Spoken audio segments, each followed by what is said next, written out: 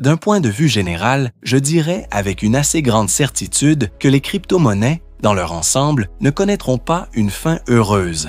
La technologie qui les sous-tend, la blockchain, est sans aucun doute brillante, mais le Bitcoin en lui-même n'a aucune valeur intrinsèque unique. Il ne produit rien. Vous pouvez le regarder pendant des heures. Il ne générera aucun rendement, ni ne vous restituera quoi que ce soit de tangible. En essence, c'est une illusion collective. S'il existait une option permettant d'acquérir des contrats à long terme misant sur le fait que la majorité de ces crypto-monnaies perdront de la valeur avec le temps, je n'hésiterais pas à y investir. Cela dit, je n'irai jamais jusqu'à vendre à découvert, car leur volatilité peut être redoutable. Warren Buffett est largement considéré comme l'investisseur le plus accompli de l'histoire moderne. Aujourd'hui, vous allez découvrir sa vision critique du Bitcoin. Cette vidéo est incontournable, peu importe que vous soyez passionné par les cryptos ou sceptique convaincu. Comme le dit très bien son partenaire Charlie Munger, si vous n'êtes pas capable de formuler l'argument de votre adversaire mieux qu'il ne le ferait lui-même, vous n'avez pas gagné le droit de le contredire. Alors, si ce contenu vous apporte de la valeur, pensez à vous abonner à Esprit Millionnaire. C'est gratuit et vous pouvez changer d'avis quand vous le souhaitez. Lorsque les gens croient qu'ils peuvent gagner de l'argent du jour au lendemain, et pire encore, qu'ils voient d'autres en gagner pendant qu'eux restent à l'écart, cela devient un aimant irrésistible. Dans une discussion récente, on a demandé à Buffett ce qu'il pensait d'une remarque de Charlie, qui avait dit que le Bitcoin était comme un poison pour rats. Buffett a répondu avec ironie. « Eh bien, c'est probablement du poison pour rats, au carré. » Charlie a ensuite enfoncé le clou en qualifiant le Bitcoin en substance de déchet. C'est un homme qui s'exprime avec beaucoup de couleurs, n'est-ce pas? Peut-être qu'il s'adoucira avec l'âge, mais je n'en mettrai pas ma main à couper. Ce commentaire a provoqué un tollé, en particulier sur les réseaux sociaux comme Twitter, où la communauté crypto se montre très bruyante. Mais alors, qu'est-ce qui dérange tant ces géants de la finance à propos du Bitcoin? Buffett l'a expliqué ainsi. Quand vous achetez une ferme, vous regardez la récolte chaque année. Vous comparez les prix et vous déterminez si l'investissement a été rentable. Vous vous concentrez sur l'actif lui-même et ce qu'il produit réellement. Il en va de même quand on acquiert une entreprise. Ce qui compte, ce sont ses revenus, ce qu'elle vaut par rapport à cela et si vous pouvez en tirer un bon rendement. Au bout du compte, vous possédez quelque chose qui continue à produire de la valeur année après année. En revanche, lorsque vous achetez un actif non productif, votre seul espoir repose sur le fait que quelqu'un viendra plus tard vous l'acheter à un prix supérieur, sans que cet actif n'ait généré quoi que ce soit entre-temps. Prenons l'or comme exemple. Si vous retournez à l'époque de Jésus-Christ et que vous calculez combien d'heures de travail étaient nécessaires pour acheter une once d'or, puis que vous comparez cela à aujourd'hui, vous constaterez que son rendement annuel composé a été à peine supérieur à 0,1 ou 0,2%. Et pendant tout ce temps, il a fallu le garder en sécurité, éviter le vol. Et malgré cela, il n'a rien produit. En revanche, lorsqu'on parle d'actifs générateurs de valeur, comme une ferme ou un bien immobilier locatif, l'histoire est tout autre. Buffett a rappelé avoir acheté une ferme dans les années 80. Chaque saison, elle produisait du soja, du maïs, et à la fin, il possédait toujours la ferme et avait perçu des revenus réguliers. Avec les crypto-monnaies, ce n'est pas le cas. Si vous et moi en achetons quelques-unes, elles ne vont pas se multiplier, ni produire le moindre centime. On pourrait se les échanger l'un à l'autre, en faisant grimper artificiellement le prix. Mais au final, nous ne détiendrons que ce que nous avions au départ. Et quand il n'y aura plus de nouvel acheteur, tout s'arrête. C'est ce qu'on appelle la théorie du plus grand fou. Acheter quelque chose en espérant qu'un fou encore plus grand viendra vous l'acheter plus cher. Et le pire, c'est que la hausse du prix attire toujours plus de monde. Les gens se disent « je dois en faire partie, sinon je vais rater le train ». Et c'est encore plus puissant quand ils ne comprennent pas réellement ce qu'ils achètent. Quand vous achetez une obligation à 4% par an, vous savez exactement à quoi vous attendre. Pas de surprise. Mais quand vous investissez dans quelque chose que vous ne comprenez pas, qui vous semble magique, l'imagination devient illimitée. Vous pouvez lui attribuer la valeur que vous voulez, comme autrefois avec les coquillages, les dents de requin ou même les tulipes au 17e siècle. L'histoire se répète. Les gens aiment spéculer. Ils aiment prendre des risques sous couvert d'opportunités. Et si vous pouvez construire une narration vaguement crédible autour de quelque chose de mystérieux, il y a de fortes chances qu'une bulle éclate.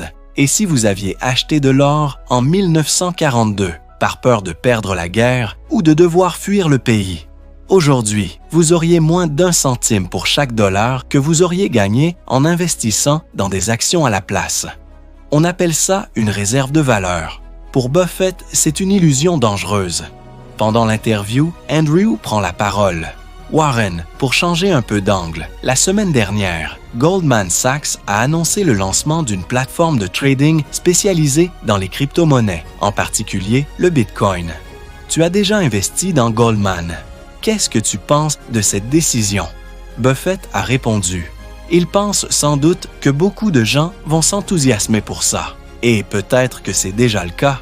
Mais ils ne cherchent pas à valider la valeur réelle de ces actifs. Ils y voient simplement une opportunité de profiter du mouvement du marché. Je serais vraiment étonné de voir les hauts dirigeants de Goldman Sachs vendre leurs actions pour investir dans le Bitcoin. Je veux aborder ce sujet maintenant parce que mon ami Charlie va nous rejoindre à 8 heures et franchement, personne ne peut prévoir ce qu'il va dire. C'est précisément pour ça que je tiens à en parler avant. J'aimerais lui poser la question directement, parce que j'ai l'impression que, lorsqu'il a parlé de déchets, il visait exactement ce genre d'investissement spéculatif. Il a dit quelque chose comme « Trader ça, c'est comme regarder des gens s'échanger des excréments et se dire qu'on veut aussi sa part ». Je ne vais pas commenter cette phrase, inutile d'insister. Avec un peu de chance, Charlie dort encore. La vérité, c'est que l'être humain a toujours investi dans des choses complètement absurdes. On peut penser à la fameuse tulipomanie aux Pays-Bas. Des gens qui vendaient leur maison pour une simple fleur. Aujourd'hui, il suffit qu'une personne balance une absurdité sur les réseaux. Et plus c'est ridicule, plus ça attire l'attention. Il n'y a aucune limite rationnelle. Quand on achète une action, on peut dire « je l'achète à 12 fois les bénéfices, mais pas à 25 fois ». Mais quand tu investis dans quelque chose qui ne génère rien, ne produit rien, tu n'as aucune base de comparaison. Il n'y a aucun repère. La seule logique devient « ça a monté, donc ça va continuer à monter ». Ceux qui me connaissent savent à quel point je suis allergique au marché mené par la pure émotion. Oui, j'avoue, je n'apprécie pas du tout le succès du Bitcoin. Et je n'aime pas l'idée qu'une monnaie soit si utile aux criminels, aux rançonneurs, aux fraudeurs. Je trouve également déconcertant qu'on crée des milliards à partir de rien, juste parce que quelqu'un a inventé un actif financier révolutionnaire sans fondement réel. Je le dis avec tout le calme du monde, je trouve ce phénomène écœurant, et à mes yeux, cela va à l'encontre du véritable progrès économique et social. Mais pourquoi parler de bulles? Parce que les actifs improductifs, ceux qui ne rapportent rien, ont toujours été là, et chaque fois qu'ils attirent les possatières les foules, ça finit mal.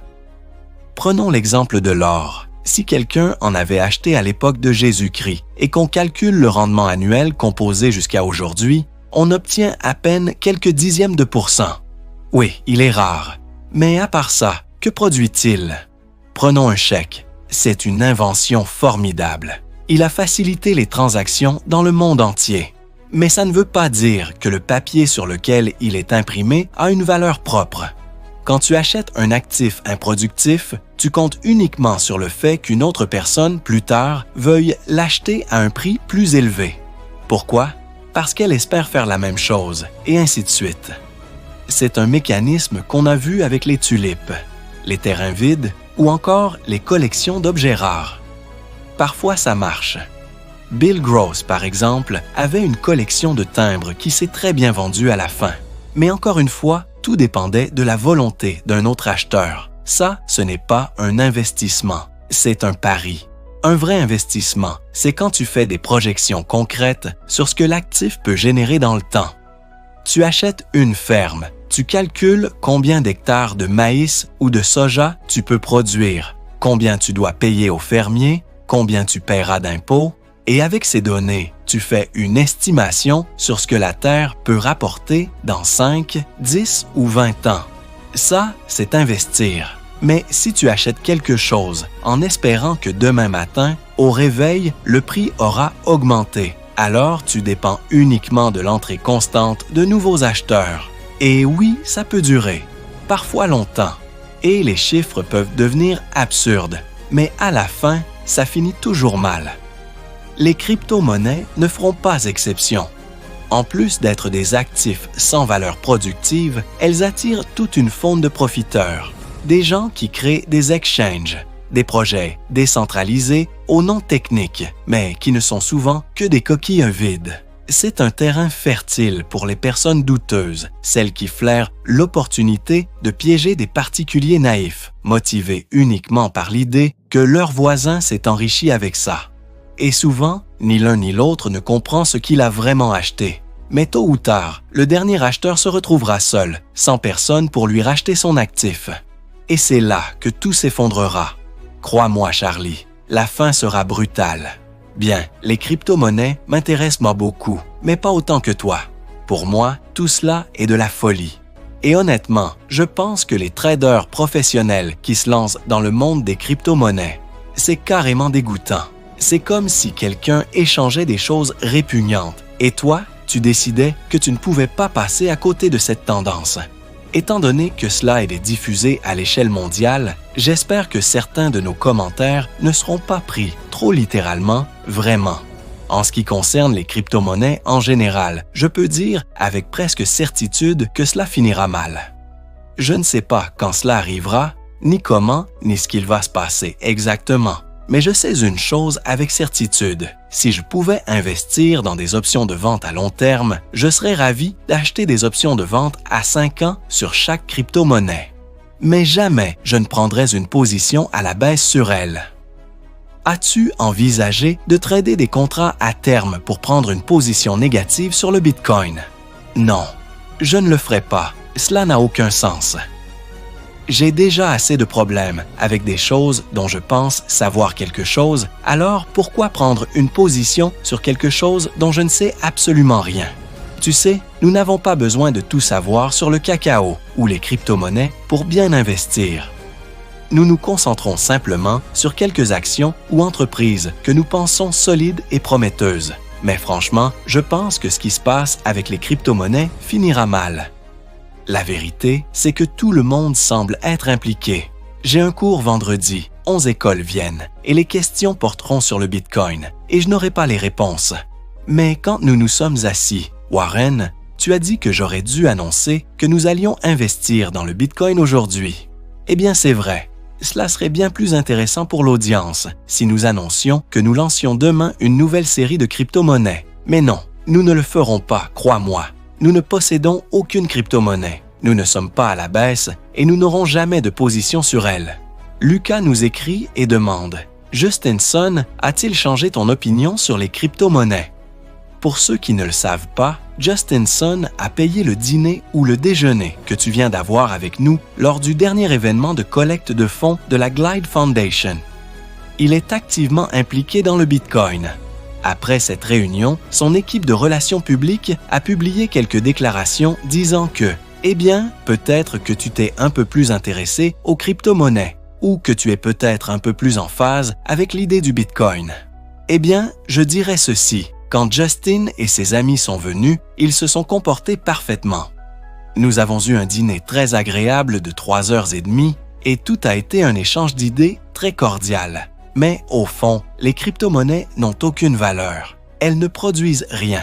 Tu peux regarder ton petit registre pendant 20 ans et voir que tu as X quantité de telle ou telle crypto-monnaie. Mais cela ne te donnera rien en retour. Ça ne t'enverra pas de chèque. Ça ne pourra rien faire pour toi. Et ce que tu espères, c'est que quelqu'un d'autre viendra et te paiera plus pour cela. Mais cette personne finira par avoir le problème. En termes de valeur, c'est simplement zéro. Donc, on dirait que ta position n'a pas changé. Oui, je n'ai pas changé ma position et je n'ai pas non plus changé la sienne. Le dîner était très agréable et ils se sont comportés plus que correctement. Justin a fait un don de 4,6 millions de dollars à Glide, ce qui servira à acheter beaucoup de repas et fournir de nombreux lits pour les gens de San Francisco. Et je lui en suis reconnaissant. T'a-t-il donné des bitcoins? Qu'est-ce que ça fait d'être propriétaire de bitcoin? Je n'ai pas de bitcoin. Vraiment, tu n'as pas de bitcoin? Non.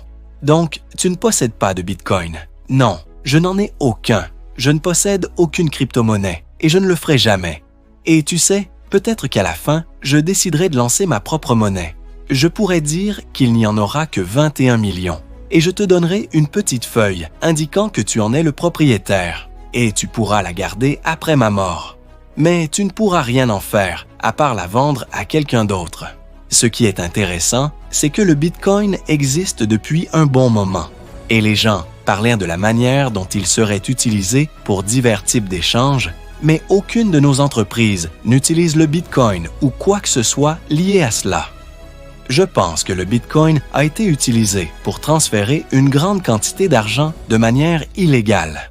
Donc, une des conséquences de l'introduction du Bitcoin, c'est qu'on verra probablement moins de demandes pour les valises, parce que l'argent qui était auparavant transporté dans des valises d'un pays à l'autre ne sera probablement plus nécessaire.